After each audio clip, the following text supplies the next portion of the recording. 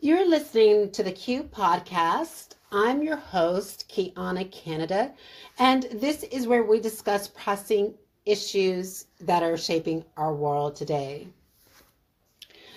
In today's episode, we are revisiting the tragic incident on a New York subway that happened to a homeless man named Jordan Neely. And we are revisiting that incident because today the appeals court an appeals court rejected Daniel Penny's request to squash or to throw out the criminal charges that he's facing for the asphyxiation and the murder of Jordan Neely. So before we get into this podcast, I want to make clear that I don't condone Jordan Neely's actions, and that's going to become clear in this podcast. So I don't condone the fact that Jordan Neely allegedly stated that he wanted to unalive people and that he was going to unalive himself, or that he was being aggressive. I don't condone that behavior. But what I also don't condone is taking a man's life because he is acting erratically because he hasn't eaten for several days. Now, again, the victim is Jordan Neely. And ladies and gentlemen, let's be clear. In the United States, allegedly, there is freedom of speech. You can say what you want to say. As long as you don't touch anybody, as long as you don't hurt anybody, you can say anything that you want to say. As long as it's not a threat as long as it's not a statement that is a threat to national security. And we didn't hear that in this particular incident. We didn't hear Jordan Neely making any statements that were a threat to national security. Again, we don't know if he would have acted on the things that he was saying. Most likely he would not have. He was just acting erratically because he is, of course, homeless and went days without eating. And if we know when you are homeless and you're going days without eating, it's a very tough situation to be in. And that does not excuse what he has said, but those statements at that point in time on that subway didn't justify Daniel Penny taking Neely's life. So let's get into it. So on May 1st of last year, Jordan Neely became frustrated, and what he did was he aired his grievances to passengers on a subway about being homeless and hungry and thirsty in New York. And after he did so, Daniel Penny placed Neely in a chokehold for 15 minutes.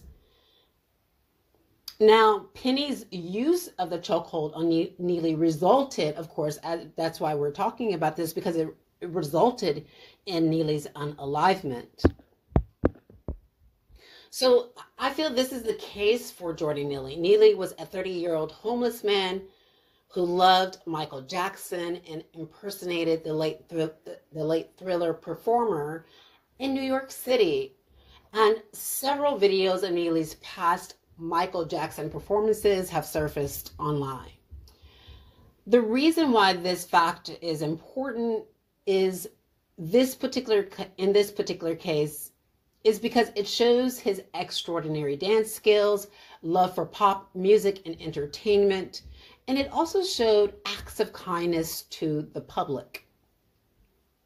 Now, we know that there are some videos that are surfacing where the public is harassing Jordan Neely and making fun of him and trying to get a response from Jordan Neely.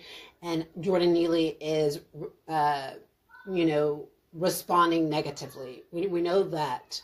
But again, we must keep in mind that at a very early age, Neely was homeless and he tried to make a living as a Michael Jackson impersonator and was really suffering on the streets of New York.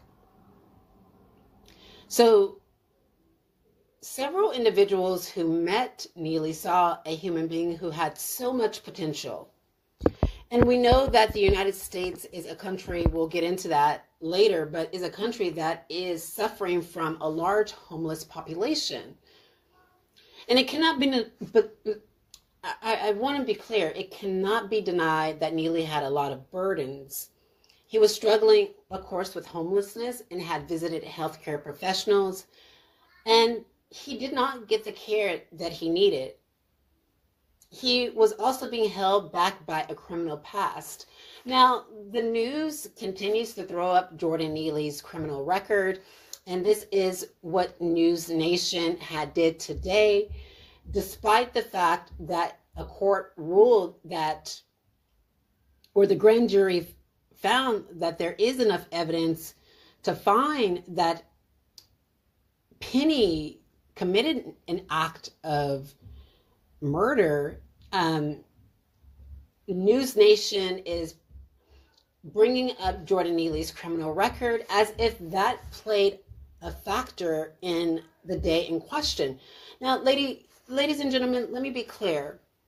When you are convicted either justly or unjustly of a crime in the United States, that carries with it collateral consequences. So therefore, when you have a criminal record, you're unable to get housing, you're unable to vote in many cases, you're disenfranchised, you're unable to get an apartment, you're unable to live a normal life, and you're still suffering from this criminal record years and years and years and years later. So again, while I do not advocate for or condone violence or any of the allegations made against Neely, it is clear that there is a bigger issue at play and that the U.S. government is partly responsible. Now, although the media would like to turn attention to Neely's criminal past, the following factors likely contributed to the Neely we seen before his death, and that is New York's homeless problem. Let's talk about that. Neely was residing in New York's public space. In other words, Neely was homeless. In 2022, New York City estimated that 3,439 homeless people were residing in public spaces. This year, or actually in 2023, there were over 67,880 homeless children and adults living in shelters managed by the city's Department of Homeless Services, and thousands more living in shelters managed by other city agencies. Now, let's look at international law, the right to housing in international law. What does it say? In international law, housing is a human right. As per the United Nations, the obligation to fulfill requires states like the United States to adopt appropriate legislative, administrative, budgetary, judicial, promotional, and other measures to fully realize the right to adequate housing for its citizens. Now, political commentators seek to dehumanize Neely instead of addressing the inadequacy of housing in the United States. And I'm not going to do this in this video. Neely was obviously unalived. Daniel Penny could have restrained Neely until the police came or law enforcement came. And we don't know what that would have turned out, but he didn't have to engage in an act of vigilante justice and taking the law into his own hands. Now, evidence shows that evidence shows that Penny kept Neely in a chokehold even after he stopped moving and stopped breathing. That Penny kept pressing on his neck until he stopped breathing. So if he were truly concerned, if Daniel Penny was truly concerned about the public, all he had to do, he overpowered Neely. So it was obvious it was Daniel Penny, and there were two other people restraining Neely. So Daniel Penny didn't need to kill him because he was already restrained. He was no longer a threat to the public.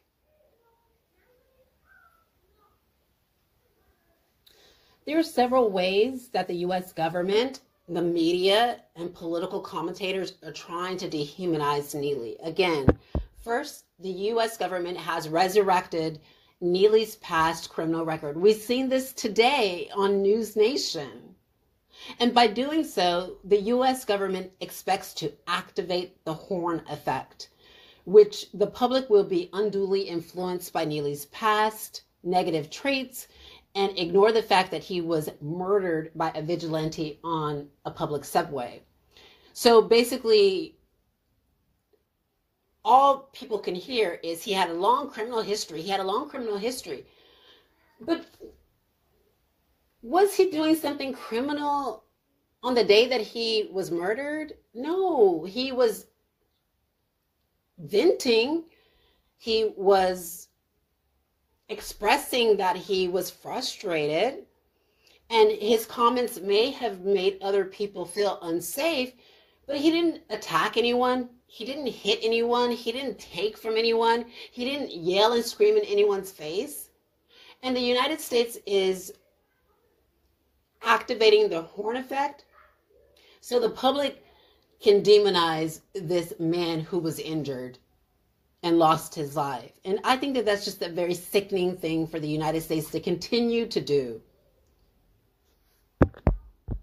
Second, the U.S. government is instructing the media to bring up Neely's alleged mental health issues, claiming that he suffers from schizophrenia. Now, ladies and gentlemen, we know that this is the United States fallback. Schizophrenia is a fallback for the United States to undermine the testimonies of Black American citizens. Anytime something happens within the United States loves to fall back on schizophrenia because the United States there is a war in the United States on the disabled community and people with mental health. Now, the news is not bringing awareness to schizophrenia. The news isn't talking about schizophrenia in a way that seeks to treat people that are suffering from this illness or this disorder. They're bringing it up in a way to demonize the person and to stigmatize the individual, so that when everyone hears this word schizophrenia, they automatically think Black and dangerous, Black and dangerous, Black and dangerous. That's just the truth. Now, while Neely could have a mental health disorder, and it may seem like the U.S. government cares about Neely's welfare, mental illness has been a smokescreen, like I said, that the U.S. government has used in the past to further discredit Black Americans, imprison them, or cause their loss of specific rights. So again, we know about the protest psychosis when someone is protesting their mistreatment and the loss of their rights and advocating for their civil rights or speaking truth to power. What will happen is that the United States government will classify Black Americans as suffering from schizophrenia. It's just a very sickening thing that the United States government does. It's a ruse to, and a pretext to get away with the type of crimes that happen on the subway, and to always make Black people look like the aggressor. Now, let's go back further. Had New York City invested its resources in creating programs for the homeless, invested its resources to taking homeless people off the streets and, putting them through services and counseling and housing them so that they wouldn't feel hungry, be thirsty, and on the streets and trying to fend for themselves.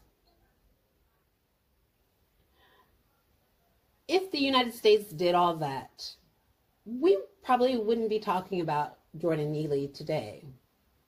We wouldn't be talking about Daniel Penny today. The United States has a large homeless population, a very large homeless population.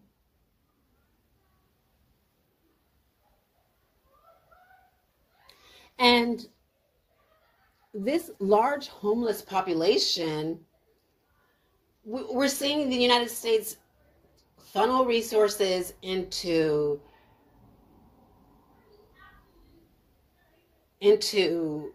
very destructive, very destructive situations. Trillions, billions, millions into very destructive situations. And again, I continue to say this, and I mean this with all due respect. The United States needs to take a seat. Stay out of all of other countries' businesses and take a seat and clean up your own backyard. Ladies and gentlemen, this is what it's like. It's like two parents because we have a president and a vice president. So there's two parents leading a household, which is the United States. And the citizens of the United States are the children of the president. And we have the president funneling all its resources in destructive habits. So that's like two parents funneling their resources into gambling while their children are suffering.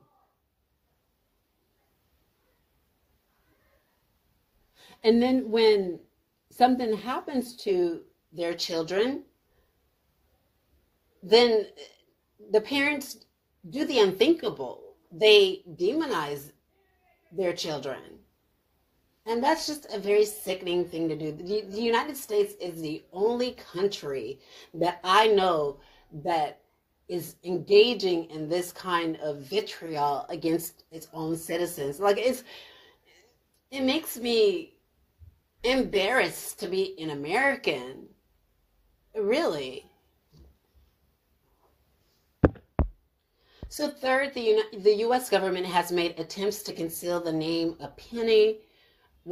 So before, what they did was they concealed Penny's name while continuously hurling at us negative facts about Neely. So basically they were protecting Penny, but then bombarding us with negative information about Neely. Now, ladies and gentlemen, I understand that Penny may have felt that Neely may have went too far. I totally understand that. But what is not fair is for a man to overpower another man and literally choke the life out of him. And the U.S. government rallies behind that person and demonizes that person. Now, Penny's lawyer was on News Nation today and giving half truths, saying that they gathered a lot of witness statements from people that felt that they were intimidated and frightened of Neely. And that, ladies and gentlemen, could very well have been the truth. But the other side of the coin is that other statements clearly demonstrate that Neely didn't approach anybody, that he wasn't attacking anybody, that he didn't yell and scream in anyone's face, that he didn't touch anybody. So we have we're not safe yet. Even though this court declined to throw out the case against Penny, we're still not safe. Like this is deja vu all over again. This is like another bad nightmare where we're going through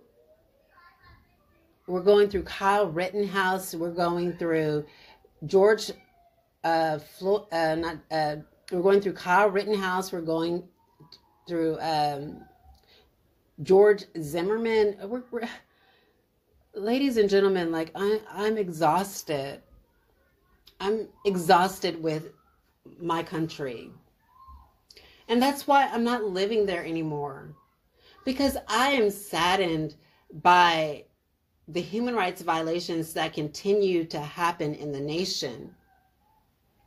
And I'm saddened by the fact that the U.S. government continues to spotlight mental health in a way that persecutes and demonizes those suffering from a mental illness. Now, again, I will say I know nothing of what it feels like. I've never experienced schizophrenia. I don't know what a person that is going through schizophrenia is experiencing and what they could be thinking. So I don't know exactly what Jordan Neely was thinking and what he was experiencing that day on the subway. But what I do know is that the United States has ample resources to treat people that are suffering from mental illness and treat them in a humane way. But anytime that we are looking at the media and we are seeing stories about mental health, is always in a negative light and in a way that exposes a person's mental health history without their permission. We know that the United States is a country that does not have a right to privacy. And again, ladies and gentlemen, this is why I am stressing that the United States needs to take a seat for once. Not only is it creating a lot of destruction within the United States itself, it's creating a lot of turmoil and destruction abroad. A lot of countries right now are upset with the United States. And it's for this very reason that the United States hasn't learned from Jim Crow. It hasn't learned from the legacy of slavery. It hasn't learned from the Reconstruction period. It hasn't learned from mass incarceration. It hasn't learned from disenfranchising. But it hasn't learned. It's still repeating history, and repeating history. And I don't think that it really wants to change.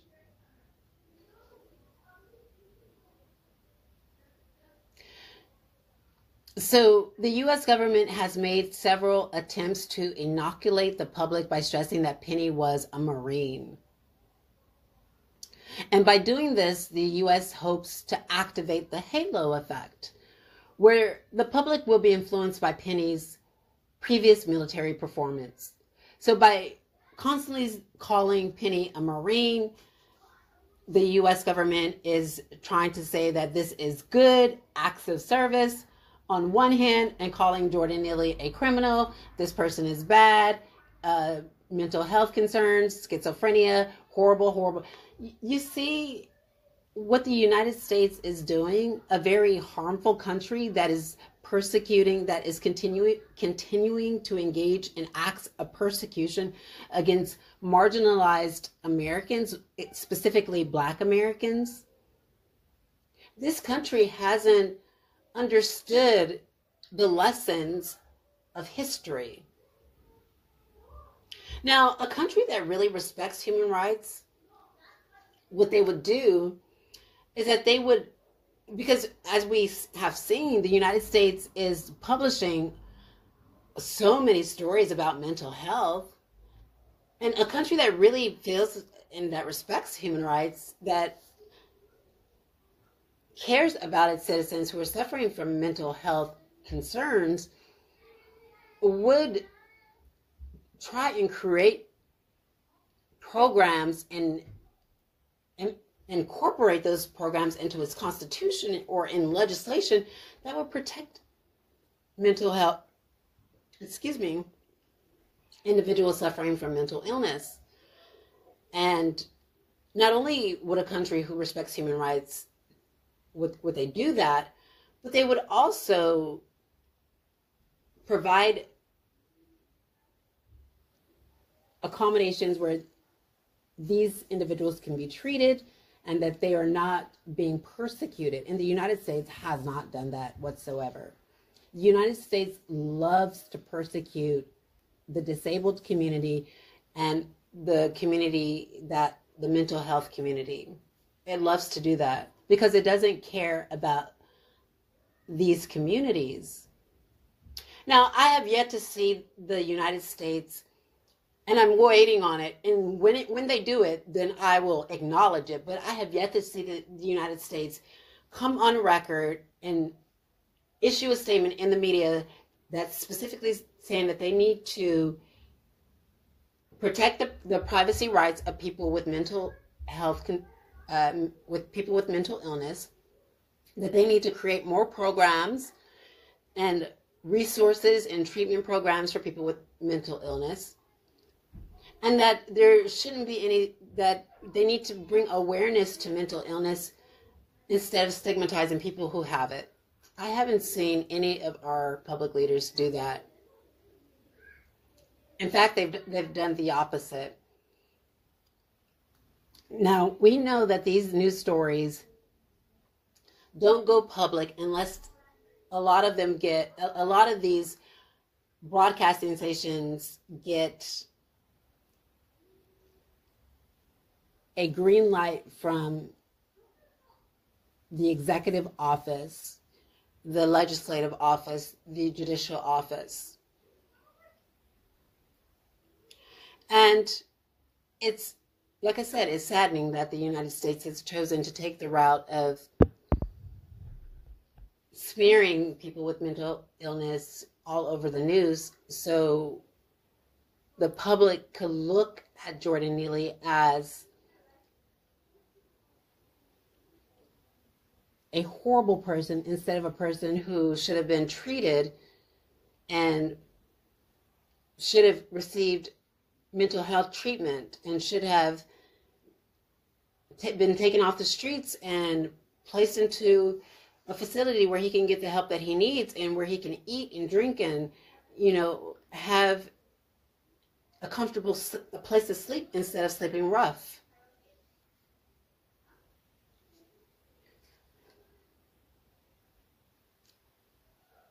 Essentially, what the U.S. government is doing is it's trying to, or attempting to take attention off the fact that Neely, at the time Penny murdered him, was not a threat to anyone. Chanting and screaming, I will reiterate, does not constitute a death sentence. The United Nations have stated that homeless people are much more vulnerable to violence, threats, and harassment than ordinary populations. Now, this is ringing true, is it not? Because when we think about it, ladies and gentlemen, when we truly think about it, when you're sleeping rough and you're trying to survive and you're trying to figure out where your next meal is coming from, and people are saying negative things about you, they're saying that you smell because you haven't been able to take a shower, and there's a lot of stuff that you're going through. What person wouldn't be frustrated by that? What person wouldn't feel, this is enough? I'm tired of living this way. I don't know any person who wants to not be able to take a shower every single day. I don't know any person who does not want to eat when there is food. I don't know any person who doesn't want to be able to have a roof over their head. And I don't know any person who wants to walk around in the rain and walk around in the cold, trying to figure out from pillar to post, trying to figure out what bench they can sleep on or what tunnel they can sleep in. I don't know any person who wants to live like that.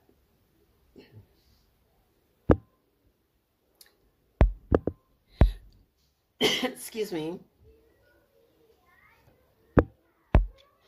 Again, as I mentioned, videos have surfaced of individuals taunting and provoking Neely over his Michael Jackson performances.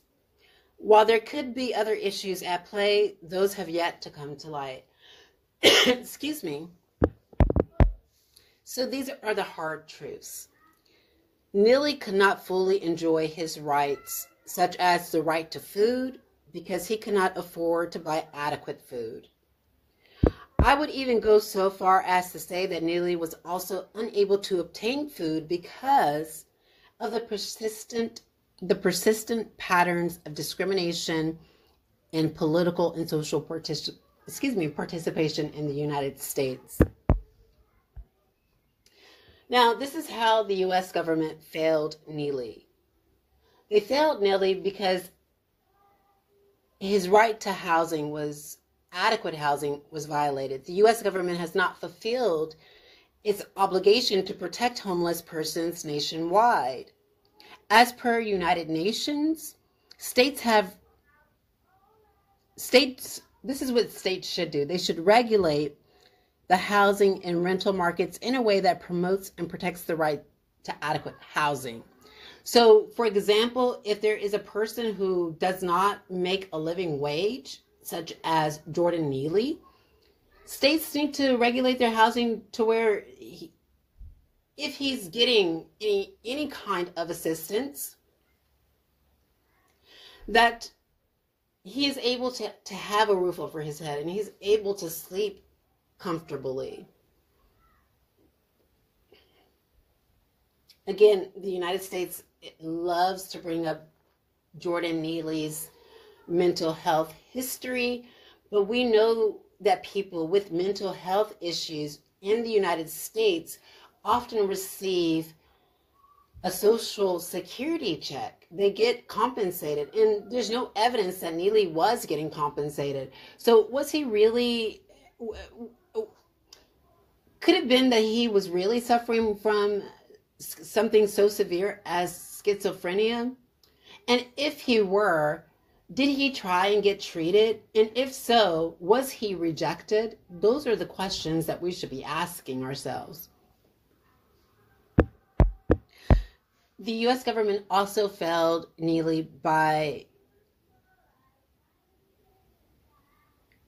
not having adequate food for him. Neely has a right to adequate food. Food was not available, accessible, or adequate for Neely. While there is no right to be fed by the government, Neely does have a right to feed himself in dignity. And what is feeding himself in dignity? Feeding himself in dignity is not scrounging for food, looking for food on the streets, trying to ask the public for money to eat. Panhandling, that's not being fed in dignity. That's clearly inhumane. Being fed in dignity is having services that are catering to people that are homeless. And if it is cold outside, having a warm place to eat your food.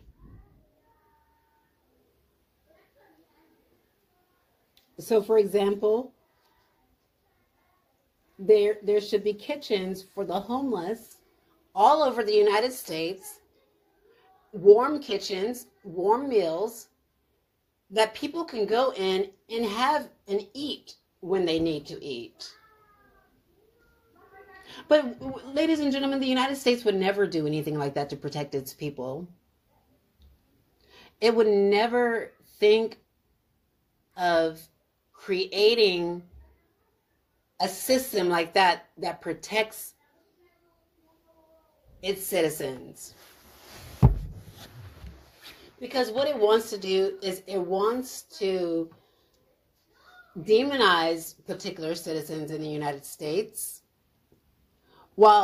making particular citizens in the United States appear as if they are the criminal class, and making other people appear as if they're part of the class that is law abiding and not breaking any rules. And we just know that that's just not the way life is. People are dealt different plates in life. People are served differently, and people come from different backgrounds. And some people are fed on a silver platter, and some people are experiencing life differently that opens doors to them every time they walk through it. And some people, it's the exact opposite. They're not fed on a platter whatsoever, and every time they try and walk through a door, it's closed. Whenever individuals or groups are unable, for reasons beyond their control, to enjoy the right to food by the means at their disposal, the U.S. has the obligation to provide. An example provided by the United Nations is providing food assistance or ensuring social safety nets for the most deprived. And again, if those social safety nets were in place, Jordan Neely wouldn't be on the subway talking about that, he screaming and ranting about being hungry and thirsty. Now, there is a link between Neely's human rights, so the right to food, the right to water, and other human rights. So the right to life. When people are not able to feed themselves, ladies and gentlemen, they face the risk of death by starvation, malnutrition, or resulting illnesses. So we know that Neely was extremely thin, and it was obvious that he had missed a few meals. And if you go 2 days without eating, the pressure starts to weigh on you. And I know this because I've actually been homeless before, and I've gone days without eating. And when you go days without eating, the pressure weighs on you, and you become malnourished, and this opens your body up to illnesses, and that can be frustrating for any person. It can be distressing for any person. It can put any person under duress. It is truly, I want to say this, it is uncertain whether Neely truly wanted to die. Even if he did, he should not be extrajudicially executed on a subway by a civilian. As we heard from Neely's plea, his right to life, food, and water was at stake, and the way the public responded is by ending his life. That's very unfortunate, ladies and gentlemen. So again, we cannot lose sight that the U.S. is responsible, holds a responsibility in this man's unalivement through its inaction to pass policies that will protect the homeless, through its inaction to protect the homeless, and to ratify the international covenant. So the international, what is it? The Covenant on Economic and Social Political Rights. I have that wrong, of course.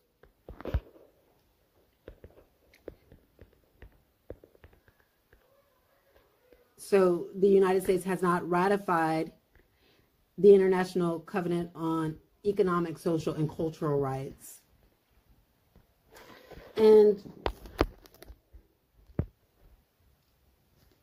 because there are no social rights in the United States, it allows the persecution of the homeless population, and it allows what happened to Neely on May 1st, 2023.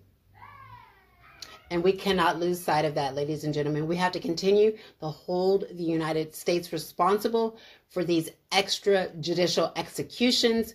And we must continue to hold the culprits responsible for these extrajudicial executions.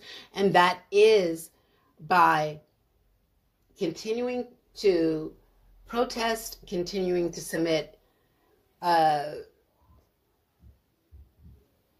possibly amicus curiae or amicus briefs in court, continuing to show up in court for the marginalized and the persecuted, to continue to never let them forget the persecution that they're doing. Because if we let them forget, if we forget, then they will continue to do it and do it and do it. We must not forget. And we must hold the U.S. accountable as well, because it's complicit.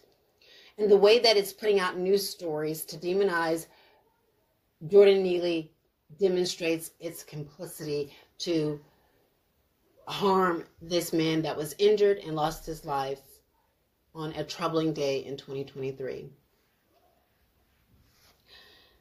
This has been an episode of the Q podcast. Remember to continue to question, seek the truth, evaluate,